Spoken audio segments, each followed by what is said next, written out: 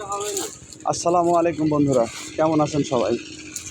আশা করি সবাই ভালো আছেন। আজকে 3 দিন পরে আবার একটা ভিডিও করব বলে মনে করলাম, তাইতে আবার চলে আসলাম আপনাদের মাঝে। তো আজকে এসছে হচ্ছে গতদিন দেখাইছিলাম পেয়ারা এবং মালটা, এবং আজকে শুধু এটা হচ্ছে আমার শুধু পেয়ারা বাগান। এটাই কোনো মালটা নাই, এটা সবই পেয়ারা। তো সব ঠিক আছে। এই দেখেন, এটা মালগুলা মালগুলা তোলার উপযুক্ত হয়ে গেছে। এগুলো আজকে ওই যে তুলছে, এই দেখেন। কিন্তু সব ঠিক আছে, কিন্তু এই যে চাষ আপনি যে করবেন, আপনাদেরকে আমরা উদ্বুদ্ধ করব, কিন্তু করব কেমনে? কারণ হলো, এক বস্তা সার সরকারিভাবে আমরা আমাদের পকেটের টাকা দিয়া সার কিনি, কিন্তু তারও বাধ্যবাধকতা আছে।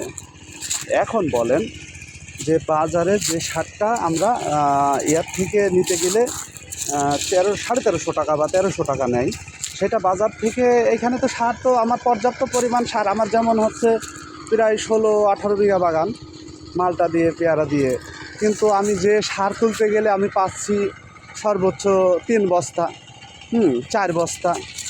তা বাইরের থেকে যখন সার কিনতে যাচ্ছি, তখন ওই 1300 টাকার সারটা আমার কিনতে হচ্ছে 1800 টাকায়। এখন এই যে সারগুলো এগুলো বন্টন করাটা হচ্ছে না। তার কারণ ওখান থেকে যার যার ক্ষমতা দেখিয়ে বা হচ্ছে যার হচ্ছে ব্যবসায়ীরা দুর্নীতি করে সে মালগুলো নিজে তারা আবার বেশি দামে বিক্রি করে।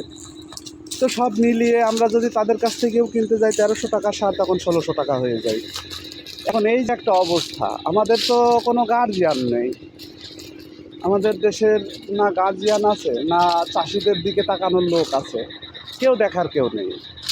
যার যার মতো, যার যার লাভে সবাই ঘুরে, পেটের ধান্দায়, নিজের পেটের ধান্দায়। কিন্তু মানুষ কি করে, তাদের শুধু পেটের ধান্দাই। আমি দেখলাম না যে কেউ জনবান্ধব রাজনীতি করে। তো আমি এটা নিয়ে অনেক উদ্বিগ্ন যে আসলে চাষি প্রধান দেশে, যেটা হচ্ছে চাষিরাই একমাত্র দেশকে এগিয়ে নিয়ে যেতে পারে সামনের দিকে, কিন্তু আজ দেখেন চাষিরা নিপীড়িত, চাষিদের দেখার কেউ নেই, চাষিদের কথা শোনার কেউ নেই। তো এই জন্য দেখেন আমার হচ্ছে বাগানে সার দেওয়ার মতো অবস্থা হয়ে গেছে। এখন সার দিতে হবে, কিন্তু সার যে দেবো, কিন্তু ভয় আছে। কারণ আমার এই বাগানে আছে 10 বস্তা, 11 বস্তা, 12 বস্তা করে সার লাগে শুধু এই বাগানটাতে। এখন অত সার দেবে কে?